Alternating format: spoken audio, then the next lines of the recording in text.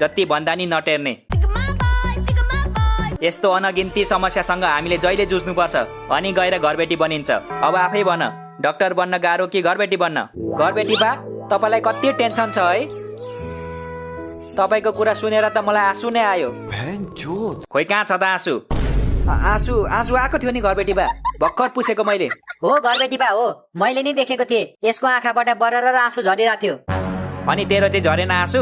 आँसु होइन, मेरो त सुसु झर्न लाग्यो घरबेटी बा। म हल्का भएर आउँछु ल। पर्दैन, थामेर बस, आज यहाँ फाइनल कुरा हुन्छ। प्लिज घरबेटी बा, तपाईहरु सेमी फाइनल कुरा गर्दै गर्नुस्, म आएपछि फाइनल कुरा गरौँला नि। थामेर बस भनेको सुनेनस्? कन्ट्रोल। भोलिको भोलि तिमीहरूले यो कोठा खाली गर्नुपर्छ, बुझेस्? किन घरबेटी बा, हामीलाई पनि तपाईसँगै राख्न आँट्नु भयो कि क्या हो? एस राख्छु मसँग। तिमीहरूलाई राख्नु भन्दा बरु म सुँगुरलाई राख्छु आफूसँग। सुँगुरले सुँगुर राखेको सुहाउँदैन नि घरबेटी बा। तिमीहरूलाई रुम दिएर मैले ठुलो गल्ती गरेछु। भोलि होइन, तिमीहरू आजै जा, निस्किहाल मेरो घरबाट। अनि 2 महिनाको रुम भाडा त दिएकै छैन त घरबेटी बा? ए अँ त है, थ्याङ्क यू नानी सम्झाइदिएकोमा। ओइ तिमीहरू रुम भाडा निकाल, 2 महिनाको रुम भाडा निकाल छिटो। रुम भाडा त छैन घरबेटी बा, एउटा चक्लेट रहेछ, हुन्छ? लौ त्यो चक्लेट कहाँ भेट्यौ तिमीले? मेरो हो त्यो चक्लेट।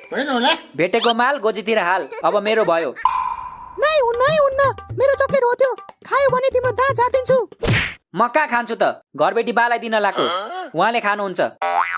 नखानु है घरबेटी बा, नत्र तपाईको पनि दाँत झार्दिन्छु। घरबेटी बाको दाँत त घरबेटी आमाले झार्दिसक्नु भयो।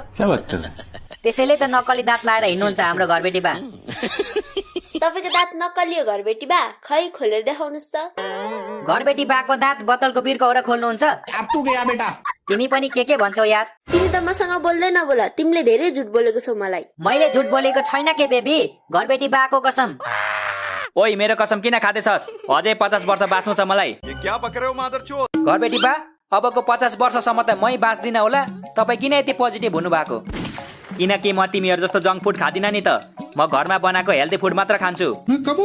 भनेपछि जाड, रक्सी, बियर, शीतन सबै हेल्दी फुड रहेछ होइन त? तँलाई कसले भन्यो म रक्सी बियर खान्छु भनेर? भन्नुपर्छ र घरबेटी बा, तपाईँले रक्सी खाएर झगडा गरेको मैले आफ्नै आँखाले सुनेको अनि आफ्नै कानले देखेको। के बोले भाइ? यो के भन्दैछौ बेबी? आँखाले सुनेको अनि कानले देखेको रे?